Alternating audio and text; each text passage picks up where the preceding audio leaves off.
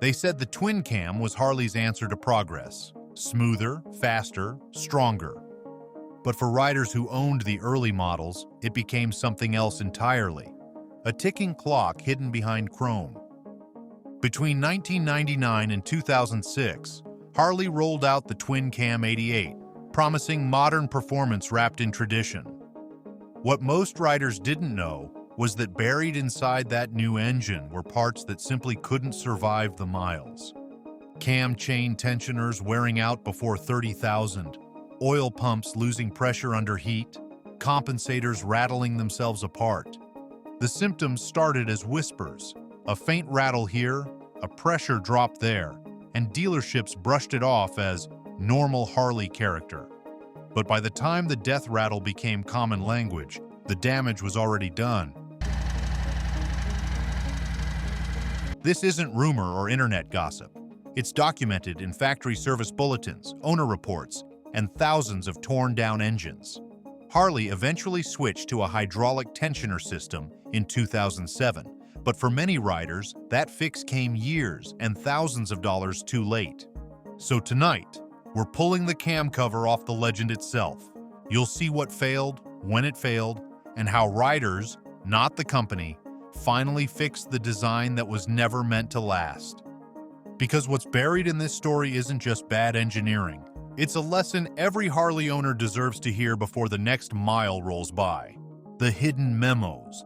It began with a leak that should never have seen daylight. A stack of dusty binders marked confidential surfaced from Harley's old testing division, revealing what riders were never supposed to know. Inside those pages were handwritten notes, signed off by senior engineers, dated 1997 and 1998, 2 years before the twin cam engine rolled off production lines. The memos weren't minor observations or early troubleshooting records. They were warnings. Engineers had documented severe reliability issues during prototype stress testing, pointing to failures that were not only predictable, but mathematically certain. They discovered that cam chain tensioners wore out in less than 30,000 miles, oil pumps lost pressure under sustained heat, and compensator assemblies vibrated themselves apart during endurance runs. The reports carried blunt language: systemic failure risk, design not production ready, critical lubrication instability.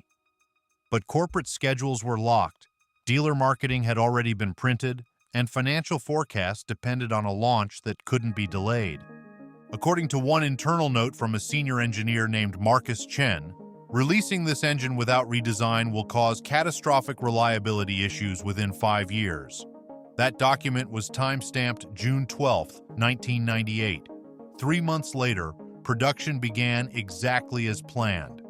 Those inside the plant watched the new powertrain roll out, knowing its weaknesses were baked in.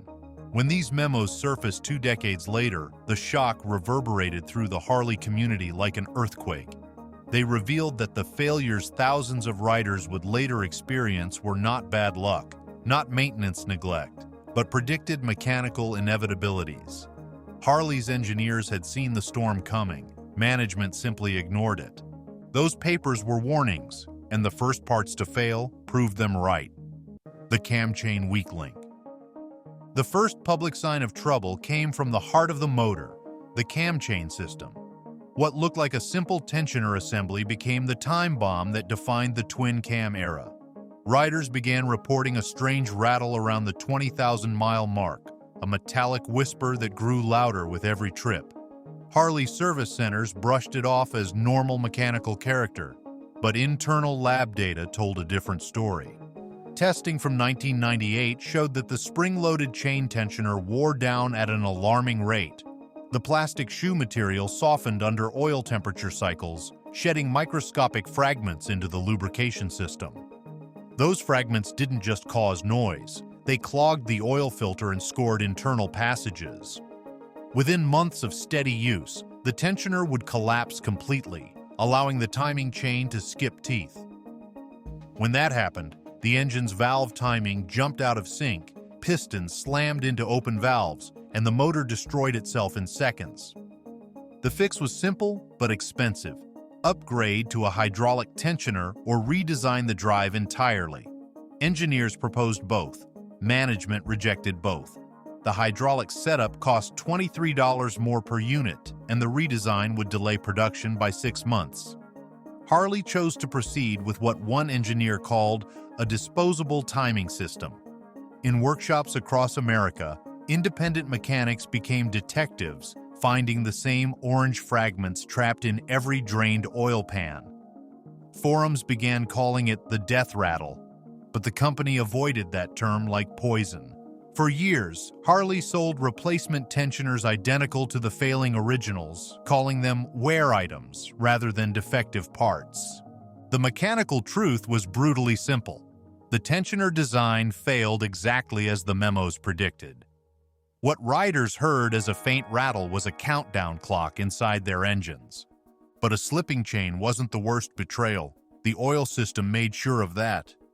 If you've ever battled Harley repairs or felt betrayed by corporate greed, hit like and drop your story below. Your experience might be the warning another rider needs. The oil pump shortfall. If the cam chain failures were loud, the oiling failures were silent. The twin cam's oil pump was meant to be the engine's heartbeat, circulating lifeblood through every moving surface. Instead, it became the silent killer that left thousands of engines seized on the side of highways. Early production data revealed that the drive mechanism connecting the pump to the crankshaft suffered from premature wear. The steel used in production was too soft, the heat treating inconsistent. Under normal loads, micro-galling began to form on the drive flats, eventually rounding them off. When that happened, the pump would spin erratically or stop altogether. Oil pressure dropped to zero without warning. A rider could be cruising at 60 miles per hour one moment, and the next their engine would lock solid. No sputter, no warning light, just sudden silence. Technicians who tore down failed engines found telltale scoring on the pump gear faces and fine metallic glitter in the drained oil. In shop notebooks and private blogs, they started using the phrase ghost seize. It meant the engine looked fine on the outside, but inside, every bearing had gone dry. By the mid-2000s, independent builders like Fueling Parts began producing reinforced pump drives that solved the problem outright. Harley's own revisions came much later, quietly released under new part numbers with no recall notice attached. Owners who suffered failures were told it was maintenance-related or blamed for using non-Harley oil. Yet metallurgical analysis from independent labs proved the issue was internal, not external. It was a materials problem, not a maintenance one. Riders who loved their machines suddenly learned that loyalty didn't protect them from physics. Even if you survived the oiling crisis, another part waited to chew itself apart. Before we dig deeper, make sure you're geared right. The helmets, gloves, and accessories I count on are all linked in the description. The Compensator implosion. While attention stayed on the cam chest, another failure lurked closer to the clutch. The Compensator assembly, that heavy, spring-damped sprocket bolted to the crankshaft, was designed to smooth engine pulses before they hit the transmission. On paper, it worked. In practice, it self-destructed. Dealers began documenting an unnerving clunk during startup and shutdown. Some called it a harmless quirk, others a normal vibration of a big twin. But inspection reports told the real story. The Compensator's springs and ramps suffered from harmonic resonance at certain RPM ranges, especially under low-load cruising. Each time it hit that frequency, metal fatigue deepened microscopic cracks. Over tens of thousands of cycles, those cracks turned into fractures, and the assembly literally exploded inside the primary case. When that happened, fragments of steel bounced through the primary like shrapnel. Some punctured the cover, spraying hot oil across the rear tire. Others jammed the chain drive, locking the transmission mid-ride. Engineers had warned that resonance tuning was incomplete, yet executives dismissed redesign proposals that would have added $89 to each engine's cost. Their solution was to treat compensator failures as wear events and sell replacement kits at premium prices. By 2005, The Compensator issue was so common that aftermarket companies started offering bulletproof alternatives. Riders willing to spend extra could buy peace of mind, the same peace Harley should have provided from the factory. The danger wasn't just mechanical, it was psychological. Every strange noise became a source of anxiety. Every mile added to the odometer felt like gambling. Riders who once saw their Harleys as freedom machines now listened for the next sound of failure. But the real disaster wasn't mechanical. It started in the boardroom, the executive equation. The leaked financial documents were the smoking gun. Buried in a spreadsheet labeled Product Lifecycle Risk Summary, Harley's executives had performed what they called a liability optimization review. In plain language, it was a cost-benefit analysis that decided how much rider suffering was financially acceptable. The numbers were cold and exact. Projected warranty costs for the twin cam failures totaled $127 million over 5 years. Redesigning the defective systems would have cost $312 million. The decision recorded in meeting minutes read simply, "Accept current exposure, proceed with existing design." That single line turned mechanical negligence into corporate policy. The executives knew the engines would fail, knew the cam tensioners would collapse, the oil pumps would seize, and the compensators would shatter. But the math made it profitable. They called it acceptable risk. The phrase appeared in several quarterly reports, always attached to the same models. Their logic was brutal. Most riders wouldn't hit the mileage threshold before trading or selling, and only a fraction of owners would fight warranty denials long enough to win coverage. When the story broke, former employees described how executives celebrated meeting profit goals tied directly to twin-cam production numbers. Bonuses were awarded the same quarter that failure complaints spiked. To those in the boardroom, the broken engines weren't tragedies. They were balance sheet line items. And when those failures hit the road, the company's next move was even colder: the warranty maze. For riders, the nightmare didn't end when the engine failed. It began. Harley's customer service process was a labyrinth built to exhaust patience and protect margins. Owners who brought in failed twin cams were met with friendly smiles and mountains of paperwork. The warranty policy, once simple, had become a minefield of fine print and conditional language. Internal dealership training guides instructed service advisors to verify maintenance intervals, inspect for non-factory parts, and establish customer responsibility before approving claims. It sounded routine, but it was designed to deny. Letters from riders told the same story again and again. A perfectly maintained motorcycle with a failed tensioner was blamed on improper lubrication. Another with a seized oil pump was rejected for using aftermarket oil filters purchased at the same dealership. Customers who installed slip-on exhausts or chrome accessories found themselves accused of voiding entire powertrain warranties. Even dealers who sympathized with riders admitted they were handcuffed by policy. The instructions from corporate were clear: minimize payouts, shift cause where possible. Some riders spent months waiting for corporate responses that never came. Others paid thousands out of pocket rather than risk missing riding season. Harley's own internal metrics, later leaked, showed a 43% denial rate on major warranty claims during the twin cam years, numbers far above industry standards. For the corporation, every denied claim was a cost avoided. For riders, it was betrayal with a handshake and a service receipt. Inside the factory, engineers saw what was coming and tried to stop it: the engineer rebellion. Behind the factory doors, not everyone stayed silent. A handful of engineers, men and women who had spent their careers building Harleys, refused to accept management's decisions. They had joined the company for craftsmanship, not corporate compromise, and what they saw unfolding broke their faith. Meeting transcripts describe heated confrontations where engineers warned executives that the failures were predictable, measurable, and morally indefensible. Those words were struck from the official record before reports were filed. One engineer, whose name appears redacted in later legal filings, wrote directly to the board, "We are gambling with rider safety to meet quarterly goals." The response came from human resources 2 weeks later. Termination for insubordination. Another was demoted after presenting a redesigned hydraulic tensioner system that outlasted the factory part by triple its lifespan. The project was shelved because licensing the patent would have cut into profit margins. Whistleblowers eventually reached out to trade magazines under anonymity, leaking partial documents that hinted at what was happening inside the walls. The leaks were dismissed as disgruntled employee rumors, but time proved them right.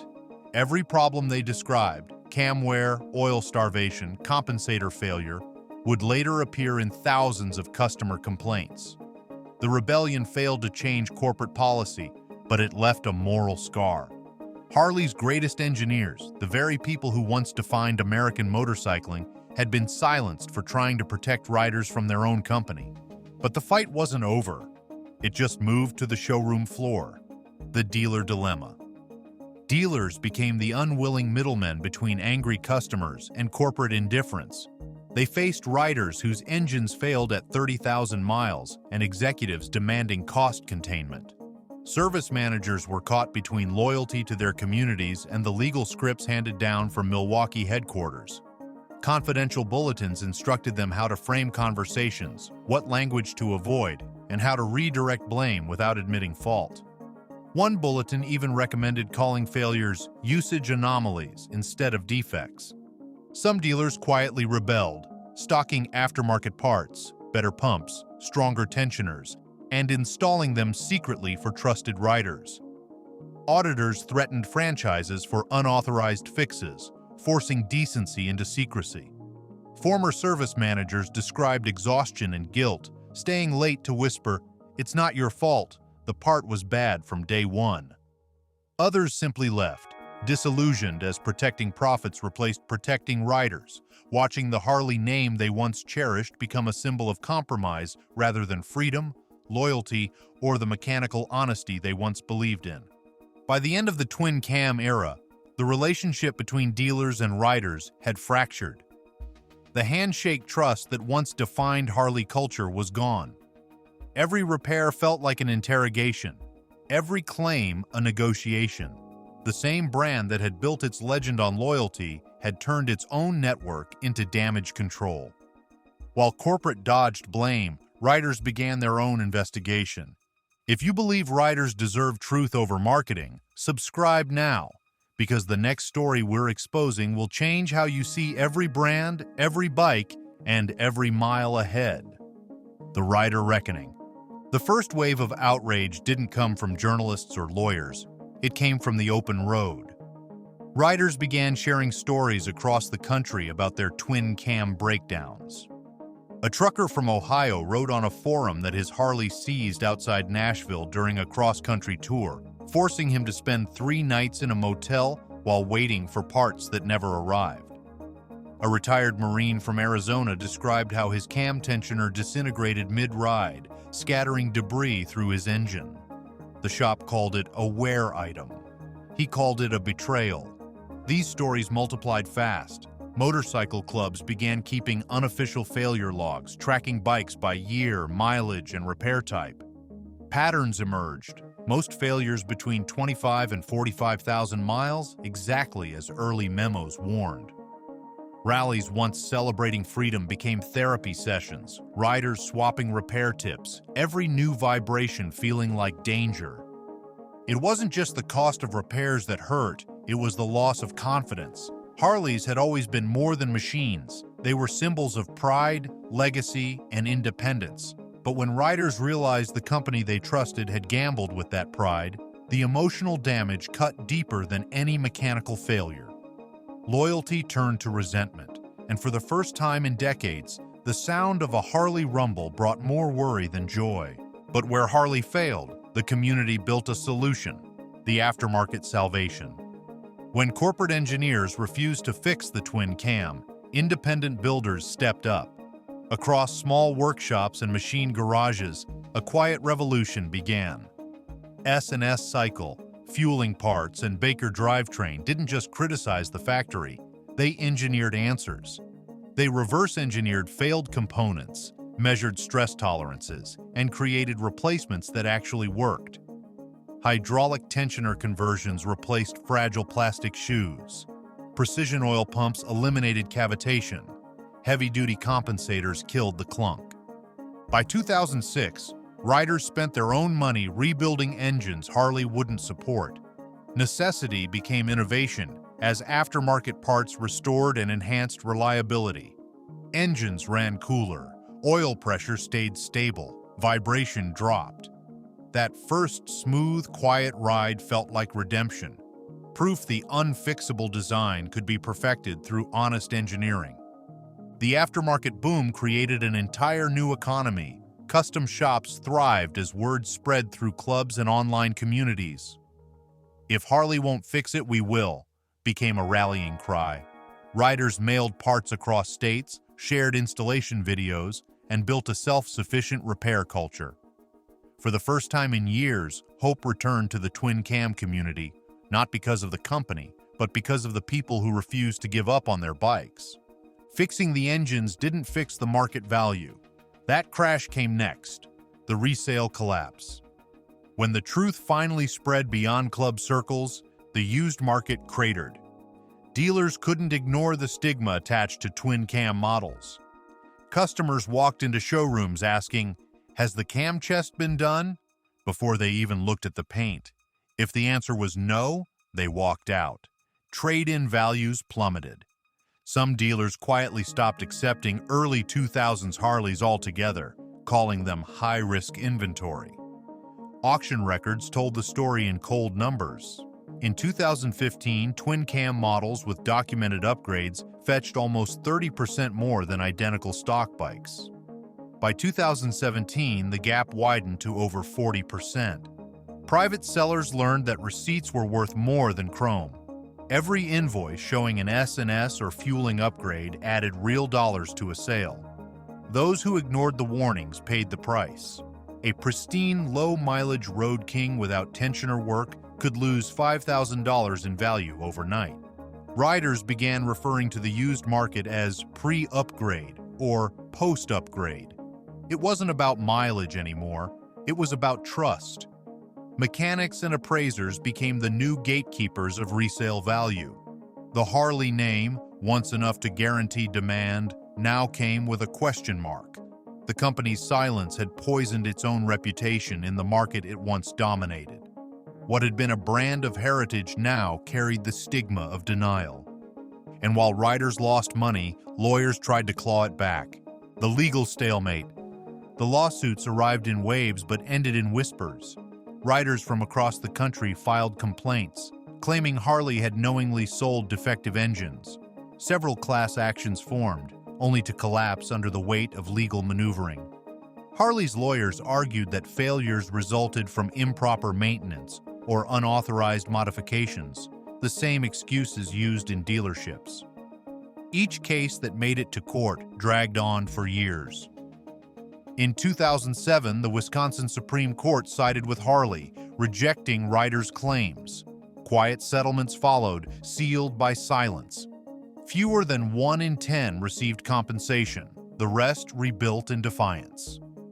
Legal documents later exposed Harley's true motive, not justice but containment, turning loyalty and loss into calculated corporate strategy. By the end of the decade, most lawsuits had faded from headlines. Harley had weathered the legal storm, but at a cost no spreadsheet could measure. They won in court, but lost in loyalty. Riders learned a hard truth. A company can outlast a lawsuit, but it can't outlast the memories of those it betrayed. But the echoes of that courtroom still shape the motorcycle world today. The industry wake-up call, the fallout from Harley's twin-cam scandal didn't just rattle Milwaukee, it sent tremors through every major motorcycle manufacturer on the planet. Inside boardrooms from Tokyo to Munich, engineers studied the failure reports like case studies in what not to do. Honda, Yamaha, and Polaris all saw opportunity in Harley's silence. While Harley wrestled with warranty claims and broken trust, competitors doubled down on what Harley had abandoned: reliability. Honda pushed precision. Yamaha showcased bulletproof endurance, and Polaris's Indian brand preached trust in engineering. Real heritage, they claimed, means lasting craftsmanship. Analysts saw Harley's decline as imports surged. Disillusioned Harley engineers joined rivals, transforming betrayal into innovation. The very minds once silenced in Milwaukee now powering stronger, more reliable machines worldwide. By 2015, the twin cam had become both a warning and a lesson. Every rival understood that trust, once lost, takes generations to rebuild. The industry would never treat reliability as an afterthought again. And that pressure didn't just change factories, it reached the halls of government, the political and regulatory backdraft.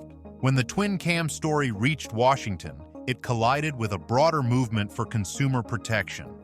Congressional committees began quietly reviewing vehicle defect reporting laws after independent journalists cited Harley's case as proof that self-policing didn't work. Lawmakers debated whether motorcycle manufacturers should face the same strict disclosure requirements as automotive companies. The discussion gained traction as injured riders and mechanics testified about failures that could have been prevented. Inside Harley's factories, unions demanded transparency about defective parts, calling for ethical assembly and product integrity. Conscience replaced silence. Across the ocean, Europe tightened durability laws, and Japan introduced tougher reliability audits. Harley's internal rebellion and global reaction formed one undeniable truth. Its failure ignited worldwide reform in motorcycle accountability. While some politicians accused regulators of overreach, others saw it as necessary reform. The scandal had proven that even legacy brands could hide behind nostalgia while selling defective machines. The new policies didn't target Harley by name, but everyone knew who inspired them. In the end, the twin cam didn't just expose a corporate failure, it reshaped the conversation about what manufacturers owe their riders. But laws can't rebuild what culture already lost. The cultural divide. Inside the Harley community, the scandal created a fracture deeper than any cracked cam chain or seized oil pump. On one side stood the loyalists, riders who insisted that Harley's soul mattered more than its mistakes. They believed every machine required care, every breakdown a chance to bond with the bike. On the other side were the reformists, those who demanded accountability and transparency, who loved the brand enough to demand better from it. Club meetings turned tense as loyalty clashed with truth. Patches read, "Built right or don't ride," while forums erupted in battle. Rallies shifted, aftermarket vendors replaced factory booths. Real Harley split into heritage versus honesty. Younger riders entered seeking not rebellion or image, but responsibility, demanding integrity over blind tradition. The cultural divide marked a new era where trust had to be earned, not assumed. Harley's mythology had survived wars, recessions, and competition, but this was the first time it had to survive itself. And out of that divide comes the final question. What's loyalty really worth? The reckoning ride. Somewhere in a small-town garage, a rider rebuilds his twin-cam engine by hand. The fluorescent light hums, the smell of oil and aluminum fills the air, and the sound of a torque wrench clicks in rhythm. He's not a corporate engineer or a paid mechanic, just a man determined to make his machine honest again. Piece by piece, he replaces the defective parts with precision components, knowing that every bolt he tightens is a quiet act of defiance. He remembers the day he bought the bike, how it gleamed under showroom lights, how the salesman promised decades of reliability. He also remembers the breakdown, the denied warranty, the silence from the company that built it. Yet here he is, rebuilding it anyway. Not for Harley, not for resale value, but for himself. Because a rider's bond with his machine isn't about blind loyalty. It's about respect earned through truth. Across the country, riders once divided by anger now unite through repair.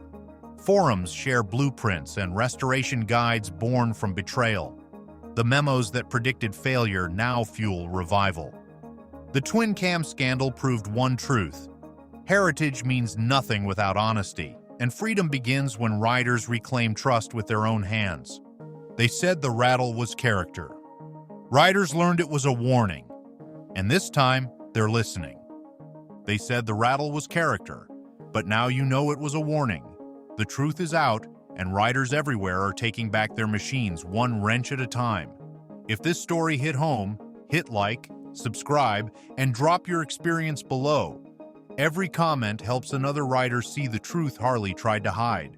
Because loyalty isn't blind, it's earned, rebuilt, and ridden with eyes open.